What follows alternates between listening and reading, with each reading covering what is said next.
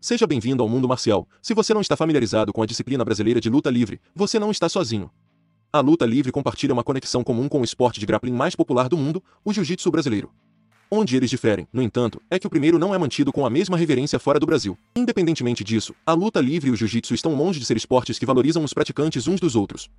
De fato, por trás das origens e evolução dessas duas disciplinas está uma profunda rivalidade. Houve algumas brigas interdisciplinares famosas que viram as artes marciais mais renomadas do Brasil ligadas para sempre. Infelizmente, o esporte nunca decolou em todo o mundo.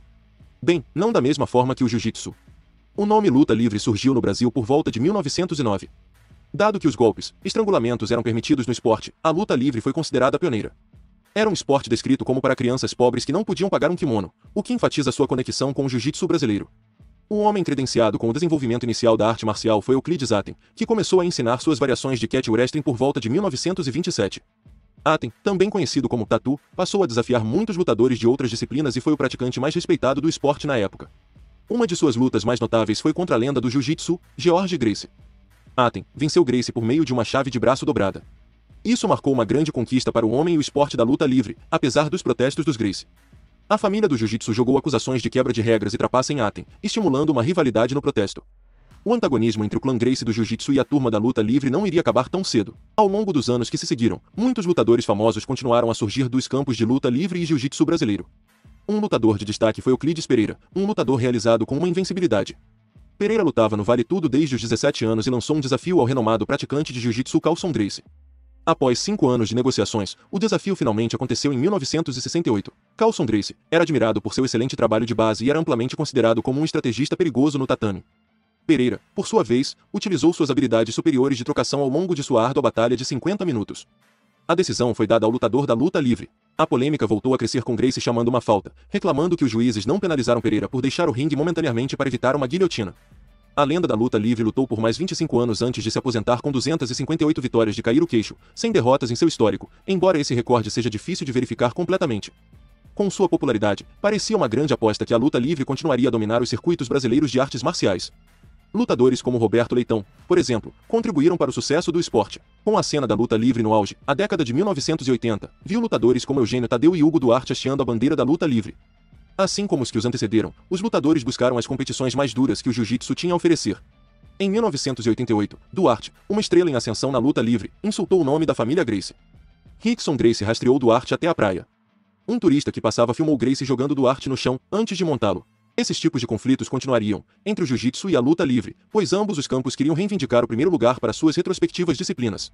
Todo desprezo e conflito entre os dois lados logo viria à tona, e seria um duro golpe para a luta livre e atrapalharia seu crescimento futuro. Em 1997, foi iniciado o Pentagon Combat, competição criada para destacar as lutas entre os campos de jiu-jitsu e luta livre. O evento principal contou com a participação do astro da luta livre Eugênio Tadeu e do mestre de jiu-jitsu Renzo Gracie. O local parecia ignorar as tensões entre os grupos de torcedores, então a segurança era muito baixa no evento, composta por apenas alguns policiais. Com a luta a todo vapor, os torcedores da luta livre começaram a invadir o palco. As brigas eclodiram quando Renzo Gracie foi chutado no rosto na lateral, quando ele se levantou foi atingido novamente, e o inferno começou. Os fãs começaram a se revoltar, jogando cadeiras uns nos outros enquanto brigas eclodiram por toda a arena. Eventualmente, a luta foi interrompida, sem vencedor declarado. O jiu-jitsu conseguiu expandir sua popularidade ao redor do mundo com mais sucesso do que a luta livre brasileira. O motim forçou as autoridades do Rio de Janeiro a proibir todas as manifestações de MMA por 10 anos, e isso repercutiu seriamente na luta livre como esporte de combate. Nos anos seguintes ao incidente, a popularidade da luta livre começou a cair. Embora campeonatos nacionais, internacionais e mundiais de luta livre tenham sido realizados no Brasil durante a década de 1990, a ambiguidade das regras e a má reputação do esporte impediram seu progresso. Por outro lado, o jiu-jitsu estava se tornando a disciplina mais popular no MMA depois que a família Gracie exportou sua criação para o UFC, com Royce Gracie dominando sua primeira competição. A abordagem de pau para toda a obra contida na luta livre estava rapidamente caindo em desuso à medida que mais lutadores começaram a migrar para o jiu-jitsu.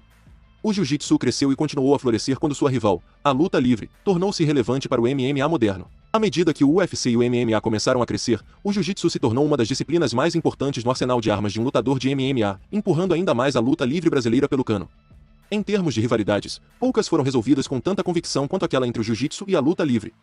Apesar das duas disciplinas ter gerado os primórdios do Vale Tudo, esporte que é visto como antecedente do MMA. A luta livre brasileira infelizmente tem pouco reconhecimento no cenário moderno. Se gostou, curta, inscreva-se, comente, compartilhe, ative as notificações e até a próxima.